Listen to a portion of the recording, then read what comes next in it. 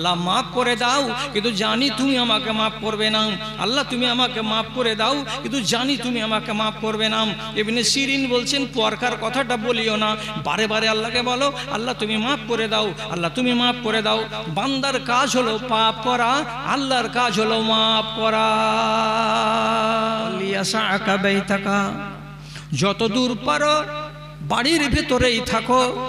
যখন তোমার কোনো অগতি নাই, তখন অগত্যা বাড়ি থেকে বের হবে। মনের হরসে বাজারে যেও না, মনের হরসে দোকানপাটে গিয়ে বসে থাকিও না, কারণ ওইগুলো ভালো জায়গা নয়। যেখানে যেখানে দোকান আছে সেখানে সেখানে খেলতামাশার কথা হয়, আর ওখানে ঈমান চলে যাবে এমন আলোচনাগুলো হয়। এই জন্য বাজারকে রব্বুল আলামিন নাই বলেছেন, দুনিয়ার সবচাইতে নোংরা জায়গা হলো বাজার, এখানে যেতে হবে না। আর একটা কি, 3 নম্বরে রাসূলুল্লাহ বলছেন, ওয়াবকে আলা খাতিয়াতিকা, যেগুলো পাপ করেছো তুমি জানো, আমরা তো কেউ মানুষ হিসেবে জানি না। তুমি নিজের পাপের খবর নিজেই রাখো। আরে পাপগুলো যদি মনে হয়ে যায় তো নির্জনে বসে তোমার চোখের 2 ফোঁটা গরম গরম পানিগুলোকে গালের উপরে নামিয়ে আনো। যদি চোখের গরম পানিগুলো 1টা ফোঁটা ঝরাতে পারো তো নবীজি অন্য হাদিসে বলেছেন, হারামাল্লাহু আলাইহিন নার, মাছির মাথার সমপরিমাণ যদি আল্লাহর ভয়ে একটা বিন্দু পানি গাল পর্যন্ত নেমে আসে তো নবীজি বলছেন ওই লোকটার উপরে আল্লাহর জাহান্নামের আগুন হারাম হয়ে যায়। তুমি তোমার গুনাহকে বলে স্মরণ করো, আর গুনাহ যদি আছে বলে মনে হয়ে যায় তো নির্জনে বসে চোখের পানি ঝরাও। এই 3খানা কাজ যদি করতে পারো রে, তাহলে তুমি নাজাত পেয়ে যাবে। আর নাজাত পাওয়ার জন্য তোমাকে 3টা ধাপের কথা দিলাম। একটা যদি থাকে, বাকি 2টা না থাকে, কল্যাণ হবে তো দেরি হবে। 2টা যদি থাকে আর একটা যদি না থাকে তাহলে কল্যাণ হবে কিন্তু লেট হয়ে যাবে। আর 3খানাই যদি পালন করে দিতে পারো তুমি অবশ্যই অবশ্যই অবশ্যই কল্যাণ পেয়ে যাবে। ভাই আমার, একই কথা বলে চলে যাচ্ছি, একই কথা বলে চলে যাচ্ছি, অথচ গোড়াতে একটা হাদিস বলেছিলাম, মান সালেমাল মুসলিমুনা মিন লিসানিহি ওয়া ইয়াদিহি, যেই মানুষটার হাত থেকে আর যেই মানুষটার মুখ থেকে দুনিয়ার মানুষেরা নিরাপদে থাকে। আপনার হাতের খবর দেন, আপনি তো মুখের খবর দিলেন আর মুখের খবর নিলেন, আপনার হাত কিভাবে চলে এটা বলেন। আজকে কি একটা মোবাইল নিয়ে কি হলো আর না হলো, চোখের সামনে সরকারি পিটন গড়গড়ানি, 50টা ছেলে মিলে একে আর ওকে, হাত যে কতটি পড়লো আর চললো। তো সকালে কমিটিকে বসতে হবে বিচার বিবেচনা করতে। হাতটা যে উঠে যাচ্ছে কাউরি ওপরে, এই হাতটাকে আপনি ওয়াজিব উঠাচ্ছেন না অন্যায় উঠাচ্ছেন, এটা দেখতে হবে আপনাকে। আপনি যদি বিশ্বাস করতে না পারেন তাহলে আপনাকে আমি সত্য কথা বলছি, আমার যেখানে টাইম আছে সেই টাইমখানিকে 2 ভাগ করা আছে। 15টা মিনিট আছে ভিক চাহার জন্য, আর 1.25 ঘন্টা আছে আপনার সাথে কথা বলার জন্য। তা আমি আমার ঘড়ির দিকে দেখে আছি, আপনার টাইমকে ইনশাআল্লাহ আমি খেয়ানত করব না, আর ডান আর বাম করব না। তার আগে মাঝখানে আমাকে আপনি টুকাটুকি করিয়েন না। রাসূলুল্লাহ উহুদ যুদ্ধের দিন লাইন সোজা করছেন, সোজা করো লাইন, লাইন সোজা থাকতে গেলে কাম সোজা হবে, এবং নিয়ন্ত্রণ যিনি করছেন তার পক্ষে সুবিধা হবে। যেগুলোকে ভাগ করে করে দিয়েছেন, একটা গ্রুপের নাম হলো মাইমানা, এদিকে ডান দিকে এরা আছে 4 লাইন, এদিকে হলো মাইসারা, এদিকে আছে এরা 4 লাইন, এরা বাম ভাগের ভাগ। একগুলো আছে সামনের সারিতে, এরা আছে 4 লাইন। তো রাসূলুল্লাহ যুদ্ধের ময়দানে গেলে মিলিটারিদেরকে এইভাবে উনি ভাগ করে করে দিয়ে আলাদা আলাদা করে খাড়ো করতেন এবং সংকেত ব্যবহার করতেন। কি সংকেত? ডানের লোকগুলো ঝাঁপিয়ে পড়বে, বামের লোক ঝাঁপাবে না, বামের লোক ঝাঁপিয়ে পড়ো, ডানের লোক ঝাঁপাবে না, সামনের লোক ঝাঁপিয়ে পড়ো, সামনের লোক ঝাঁপাবে, ডান আর বাম দাঁড়িয়ে দাঁড়িয়ে দেখবে। যিনি নিয়ন্ত্রণ করবেন তিনি এই 3 ধরনের মিলিটারির দিকে তাকিয়ে থাকবেন আর দেখবেন, তাহলে সুচারু রূপে যুদ্ধকে নিয়ন্ত্রণ করা যাবে এবং জয়কে ছিনিয়ে আনা যাবে। তো রাসূলুল্লাহ লাইন সোজা করছেন, আর লাইন সোজা করতে করতে এক জায়গাতে কি হয়েছে, একটা সাহাবী একটু আধখানা হাত পরিমাণ লাইন থেকে বেড়ে আছে।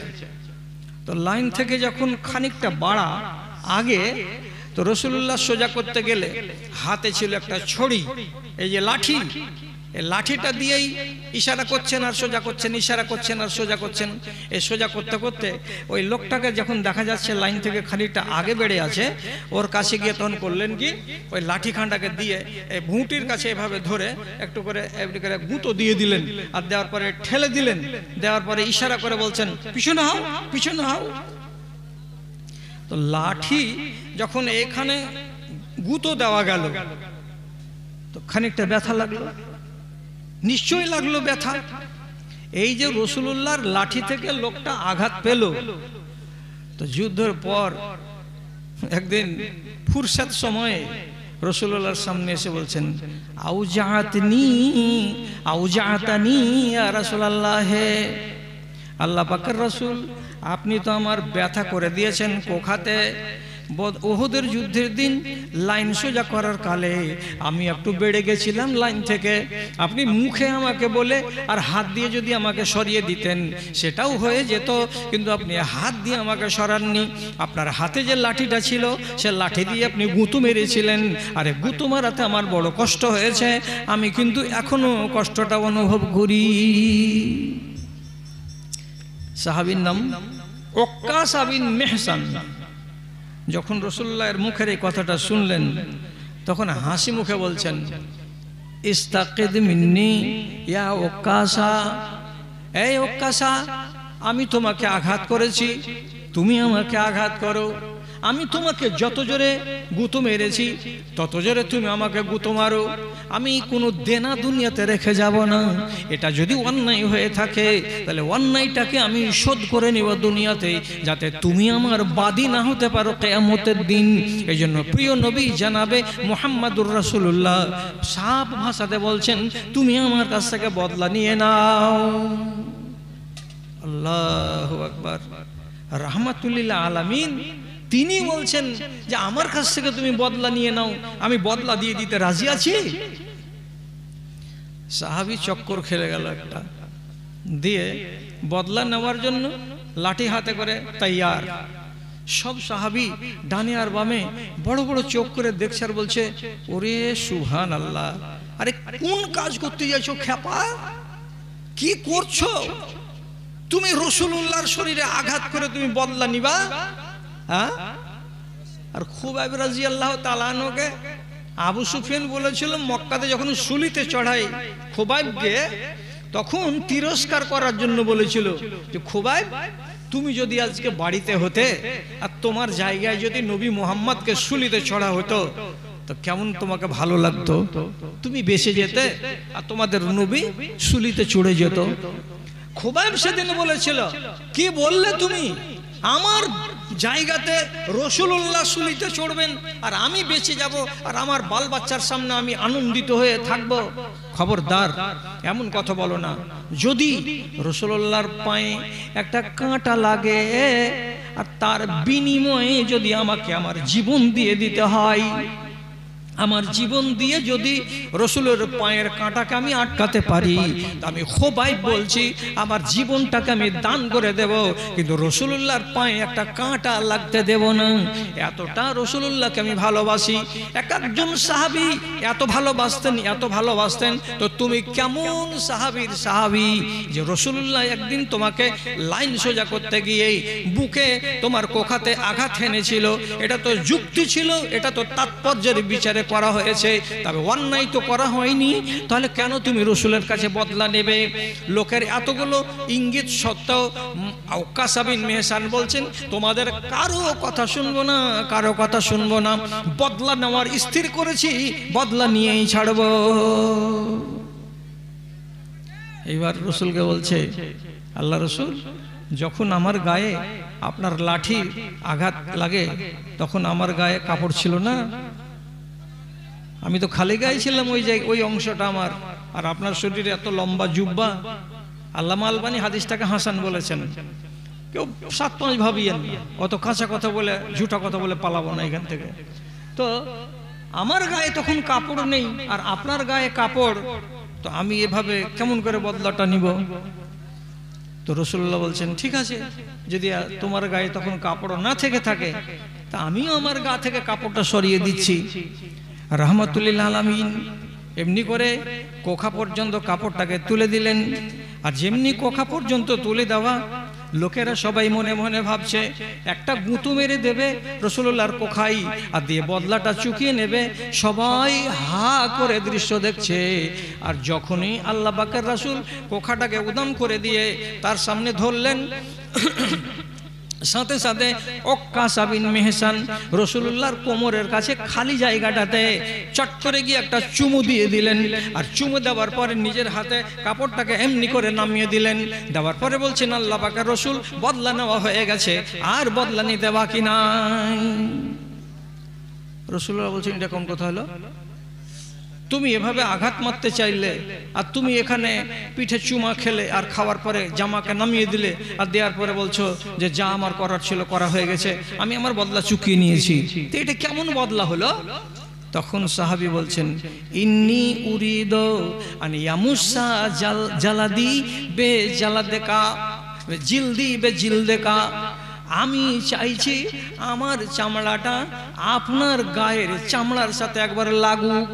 এটা যদি লেগে যায় ইউহাররিমুল্লাহু আলাইহান নার, আপনার শরীরে যে আমার শরীরটা এভাবে ঘষ্টন লেগেছে, আপনার শরীরে যে আমার শরীরটা লেগেছে, এর দৌলতে আপনার শরীরকে যেমন জাহান্নামের আগুনে টাচ করবে না, তো এরই দৌলতে আপনার শরীরে আমার শরীর লেগেছে, আমার শরীরকেও আল্লাহ রাব্বুল আলামিন তার জাহান্নামে দেবেন না। এই মহান উদ্দেশ্যে আপনার শরীরের ওই অংশটাতে চুমা খেয়ে দিলাম। আমার মুখটা আপনার শরীরে লেগেছে, আমার মুখটা আপনার কোখায় লেগেছে, আপনার চামড়াটা আমার চামড়ায় লেগেছে। তো আপনি যেমন বরকতের লোক, আপনি জান্নাতে যাবেন, তো আপনার চামড়াকে ছোঁয়ার কারণে এই বরকতেও আমি আল্লাহর জান্নাতে যাব। এই উদ্দেশ্যেই এটা আমি করেছিলাম। উদ্দেশ্য নেই, কিন্তু প্রথম চিত্রটা কি? রাসূলুল্লাহ কি বললেন? বদলা চুকিয়ে নাও। তাহলে হাত চলে গেছিল, তো এই হাতটা রাসূলুল্লাহ যুক্তিযুক্ত চালিয়েছিলেন, তার উপরেও তিনি রাজি হলেন আমার বদলা নিয়ে নাও। দাদা আমি এখনো বলছি, আর আমি বেশি দিন বলতে পাবো না। কেন পাবো না? আমি 66 বছরে পড়েছি, আর আমার বাপ 77 বছর বয়সে মারা গেছেন। আমার বাপের সমান তাগত আমার ভিতরে নেই, আর ওর মতো আমার কাছে শক্তিও নেই। আমি 10-15 বছর আগেই একদম নিঢাল হয়ে গেছি, আমার চলার যোগ্যতা কমে গেছে। বারবার এসে আপনাকে যে আবার কোনো নসিহত দিতে পারবো তা ভরসা করে বলতে পারি না। এই জন্য বলছি, যদি কোনো ভাইয়ের এমন ঘটনা ঘটে থাকে, কোনো মানুষের উপরে আপনি রাগের বশে হাত চালিয়ে দিয়েছেন, দুনিয়াতে শোধবোধ করে নেন। কিভাবে শোধবোধ করব? ওর হাত ধরে, ওর ঘাড় নেড়ে, ওকে ভাই বলে, ওকে নানা বলে, ওকে দাদা বলে আপনি ওকে রাজি করে নেন, যাতে ওই ক্ষোভ ওর মনের ভেতরে থাকে আর ক্ষোভ নিয়ে ও কবরে চলে যায়। যদি মরে যায় কেস কিন্তু হাইকোর্টে চলে যাবে, আর মরার আগে যদি আপনি মিটিয়ে নেন তাহলে এটা কিন্তু আর কিছুই হবে না। আপনি বিশ্বাস করবেন কি, আজকে যদি একটা মেঢ়া আর একটা মেঢ়াকে অন্যায়ভাবে যদি সিংয়ের গুঁতো দিয়ে থাকে, অন্যায়, তাহলে এই মেঢ়াটা কিয়ামতের দিন যে হুঁড়া খেয়েছে হাজির হবে, আর যে সিং মেরেছিল সে মেঢ়াকে আল্লাহ তাআলা হাজির করবেন আর দিয়াকে বলবেন তুমি ওকে এক সিংয়ের গুঁতো দিয়ে দাও। সিংয়ের যখন গুঁতো দেওয়া হয়ে যাবে তখন আল্লাহ রাব্বুল আলামিন দুটোই মেঢ়াকে বলবেন তোমরা মাটি হয়ে যাও, তোমরা মাটি হয়ে যাও, এও মাটি হয়ে যাবে, এও মাটি হয়ে যাবে। কিন্তু রব্বুল আলামিন বলছেন অন্যায়কে রেখে দিয়ে আমার কোনো ফয়সালা নয়, সব চুকিয়ে দেওয়া যাবে কিয়ামতের দিন। তাহলে একটা মেঢ়া তার যদি বদলা আল্লাহ রাব্বুল আলামিন হাসরের ময়দানে দিয়ে দেন, তাহলে আপনি যে মানুষ, ওরা কিন্তু মিটিয়ে দিল, কিন্তু আপনাকে তো মিটাবেন না, হয় নরকে আর না হয় স্বর্গে, কোন এক জায়গাতে আপনার ঠাঁই হবে। তাহলে আপনি কেন মিটিয়ে নিবেন না? মিটিয়ে নেন। আর আবার বলছি যে হাতটাকে এতদিন যা করেছেন করেছেন, আগামী দিনে আমার কথাটাকে শুনে একটু সংযমী করেন। বলবো একটা আজব কথা, বসে বসে শুনেন। এরপরে আবার আপনাদের যেন ঘুম না আসে তার জন্য একটা চ্যাংড়া বক্তা আছে। চ্যাংড়াগুলোর তো হিসাব কিতাবই আলাদা, ওটা আপনারা বুঝতে পারছেন। ওকে জগিয়ে রাখা আছে। একটা আধ বুড়া চলে গেল, আর আমি এবারে পাকা বুড়া চলছি। এরপরে একটা একবারে বাছুর আসবে দামড়া। তো আপনি তাড়াহুড়া করিয়েন। আমার টাইম কতক্ষণ আছে? ও 1:30 পর্যন্ত। তাহলে 5টা মিনিট 15 হতে দেন, তাহলে আমি ছেড়ে দেবো ইনশাআল্লাহ। ঠিক আছে, তাড়াহুড়া করিয়েন না। ইবনে সিরিন বলছেন, আমি কাবার সেহানে তোয়াফ করছি, কাবার সেহানে তোয়াফ করছি, আর আমার সাথে আগে পিছে একটা লোক তোয়াফ করছে। তো কাবার সেহানে যারা তোয়াফ করেছেন তারা তো আপনারা জানেন যে মানুষ কত না দোয়া করে আল্লাহ তাআলার কাছে। যদি বলেন যে মুলি সাহেব এগুলো বুঝতে পারি না আমরা, দাদা আমার যারা জুয়ান ভাই আছো তাদেরকে বলছি, ছোট ভাই আবার তোমার অ্যান্ড্রয়েড মোবাইলকে একবার চালু করো আর কাবার তোয়াফ দেখো। কত মানুষ কাবার গিলাফকে ধরে কাঁদছে, কত মানুষ হাজারে আসওয়াদে মুখ লাগিয়ে কাঁদছে, কত মানুষ মুলতাজামে হাত লাগিয়ে কাঁদছে, কত পাগল আছে, বেকারার আছে। তোমারও ভিতরটা বেকারার হয়ে উঠবে যদি তামাশাগুলোকে দেখো। কত মানুষ দোয়া করছে নিজের গুনাহ খাতাকে মার্জনা করার জন্য। ইবনে সিরিন বলছেন, আমি একটা লোকের গোড়া দিয়ে হাঁটছি, তোয়াফ করছি, তো লোকটা দোয়া করছে। বারে বারে কি বলে দোয়া করছে, কথার দিকে খেয়াল করেন। আল্লাহুম্মা গফিরলি ওয়া ইন্নী আ'লামু ফাইন্নাকা লা তাগফিরুনি। কি মানে, হে আল্লাহ তুমি আমাকে মাফ করে দাও, কিন্তু আমি জানি তুমি আমাকে মাফ করবে না। কি কথা, তুমি আমাকে মাফ দাও কিন্তু আমি জানি যে তুমি আমাকে মাফ করবে না। এটা কথা বারবার বারবার বলছেন। তখন আমি একবার ওকে থামিয়ে দিলাম, আর থামিয়ে দিয়ে বলছি, আরে বাবা দোয়া করছো আল্লাহ তাআলার কাছে, তো এইভাবে কেন? আল্লাহ তুমি আমাকে মাফ দাও, আর আমি জানি যে তুমি আমাকে মাফ করবে না। এই শেষের কথাটা কেন বলছো বারে বারে?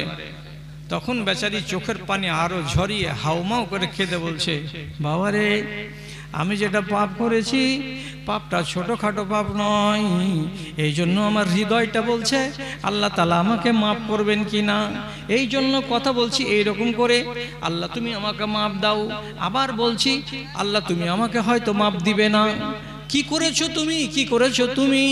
তো শুনো কি করেছি আমি। হযরতে উসমান গনি রাদিয়াল্লাহু তাআলা আনহু, তিনি হলেন 3 নম্বর জান্নাতি ব্যক্তি এবং তিনি হলেন রাসূলুল্লাহর জামাই। তিনি একজন শহীদ মানুষ, এত নেককার মানুষ, দিনদার মানুষ, আল্লাহওয়ালা মানুষ, যাকে দেখতে গেলে আল্লাহর ফেরেশতারা পর্যন্ত লজ্জা করত, শরম করত, তার সামনে আসতে দ্বিধা করত। এত নেককার, পরেশগার, দিনদার আল্লাহওয়ালাকে যখন মার্ডার করা হলো, তাকে ধুইয়ে গোসল করে কাফন পরিয়ে দিয়ে বাইরে রাখা হলো। বাইরে রাখা আছে, মুখটা খোলা আছে, যারা যারা দেখার তারা তারা দেখে নিচ্ছে, চলে যাচ্ছে, দেখে নিচ্ছে, চলে যাচ্ছে। আমিও গেলাম দেখতে। আমার মনের ভেতরে রাগ ছিল, হযরত উসমানের বিরুদ্ধে ক্লেম ছিল, অন্যায় ক্লেম, একটাও ন্যায্য ক্লেম নয়। এগুলো বলার আমার কাছে সময় নেই। তো অন্যায় ক্লেমগুলো আমিও শুনে রেখেছিলাম। আমার মনের ভেতরে রাগ জন্মেছিল, যদি সুযোগ পাই কোনোদিন তা উসমানের গালে একটা থাপ্পড় মারবই মারবো। যতদিন পর্যন্ত তার গালে একটা থাপ্পড় না মারতে পাবো ততদিন আমার মনটা শান্তি পাবে না। উসমান যখন মারা গেলেন, কাফনে যখন শোয়ানো ছিল, লোকের ভিড় ছিল না, বারান্দাতে শোয়ানো ছিল। আমি সুযোগ পেয়ে গেলাম, মরা মানুষের কাছে গেলাম, দেখার ভান করে, আর দেখবো ঘোড়ার ডিম। আমি তার গালের উপরে, মরা মানুষের গালে ডান হাত দিয়ে তাড়াম করে একটা চড় কষে দিলাম। আর চড় কষে দেওয়ার পরে মনে মনে হাসতে হাসতে ওখান থেকে ফেরত চলে এলাম। উসমানকে মাটিতে ভরে দেওয়া হয়েছে। তারপর থেকে আমি আরামে নেই। আমার হাতে ঝিমঝিমি রোগ লেগে গেল, আমার হাতটা শূন্য হয়ে গেল আস্তে আস্তে। তারপরে কি হয়েছে, হাতটা আসবাহা উদান, একটা জীবনের কাঠ যেমন মরা ডাল হয়ে যায়, ওরকম মরা ডালের মতো আমার হাত হয়ে গেছে। এখানে কোনো শক্তি আমি পাই না। তার জন্য আমি ভাবছি আরো হয়তো আমার আযাব বেড়ে যাবে নাকি, আরো হয়তো আল্লাহ তাআলা আমাকে আরো কঠিন আযাবে ফেলবেন নাকি। যে হাতখানা দিয়ে চড় মেরেছিলাম সে হাতখানা শুকনো কাঠের মতো হয়ে আছে। তাই আল্লাহ রাব্বুল আলামিনের কাছে কাবার প্রাঙ্গণে দোয়া করছি, আর বারবার করে বলছি আল্লাহ মাফ করে দাও, কিন্তু জানি তুমি আমাকে মাফ করবে না। আল্লাহ তুমি আমাকে মাফ করে দাও, কিন্তু জানি তুমি আমাকে মাফ করবে না। ইবনে সিরিন বলছেন পরকার কথাটা বলিও না, বারে বারে আল্লাহকে বলো আল্লাহ তুমি মাফ করে দাও, আল্লাহ তুমি মাফ করে দাও। বান্দার কাজ হলো পাপ করা, আল্লাহর কাজ হলো মাফ করা।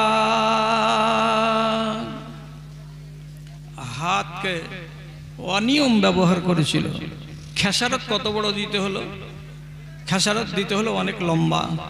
তাহলে আপনাকে যে ছেড়ে দেওয়া হবে এটা তো আর নয়। ভাইজান, বাপজান, দাদাজান, আমার মায়েরা, আমার খালারা, যতজন লোক আপনারা আছেন, আপনাকে বলছি সলিড ঈমান নিয়ে বাঁচতে হলে নিজের মুখটাকে হেফাজতে রাখবেন, নিজের হাতটাকে হেফাজতে রাখবেন, চোখটাকে হেফাজতে রাখবেন। এই অঙ্গকে যদি আপনি হেফাজতে রাখতে পারেন আপনার ঈমানটা থাকবে সলিড। আর সলিড ঈমানদার লোকের কিয়ামতের দিন হিসাব হবে না, বিনা হিসাবে জান্নাতে যাবেন।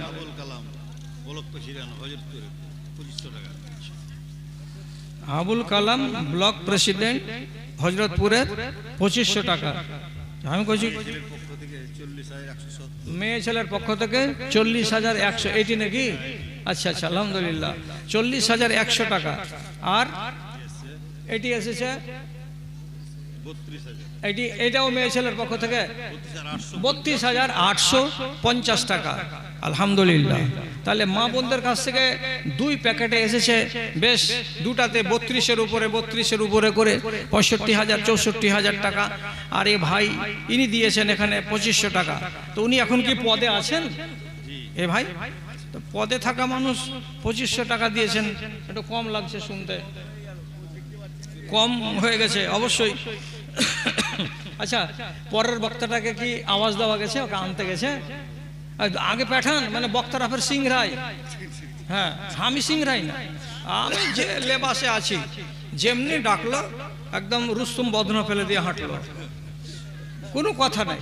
তো ও তখন দেখেন যে কত দেরি করে আর কি করে আর না করে। আর যখন আমার টাইম 1:30টার সময়, তো আলহামদুলিল্লাহ ও বক্তাটা যেন চলে আসে, নতুন ছেলে, নওজোয়ান ছেলে, এখন এখানে কোনোদিন আসে উনি, তো আসেন একটু বড় ধরনের দানগুলা নিয়ে। আলহামদুলিল্লাহ আমার এক ভাইজান উনি 500 টাকা দান করেছেন। আল্লাহুম্মা সাল্লি আলাইহি আল্লাহুম্মা বারিক আলাইহি আল্লাহুম্মা ইযহু বিল ইলমি ওয়াল হিলমি ওয়া যায়িনহু বিল ঈমানি ওয়াত তাকওয়া ওয়া লা তুআরিজু বিল ফিতানি ইয়া রাব্বাল আলামিন আমিন। তোমার আদেশে দিন চলে যায়, তোমার আদেশে দিন চলে যায়, আধার নেমে আসে রাতে, কত যে শক্তি লুকায়ে রেখেছো তোমার নিপুণ 2 হাতে। আরেকজন ভাই আমার 500 টাকা দান কবুল করো পাক সুবহান, মিটায় তাদের মনে আরমান। তার কেউ যদি থেকে থাকে কবরেতে, তরে আনিবে তুমি নিজের রহমতে। রব্বানা তাকাব্বাল মিন্না ইন্নাকা আনতাস সামিউল আলিম, আমিন আমিন বিরহমাতিকা ইয়া আরহামার রাহিমিন। মাশাআল্লাহ, একটা ছোট ছেলে আমার পোতার বয়সের 500 টাকা দিয়ে গেল, ইহকাল 400 টাকা দিয়ে গেল, ইহকাল পরকাল করো গো মঙ্গল। রব্বানা তাকাব্বাল মিন্না।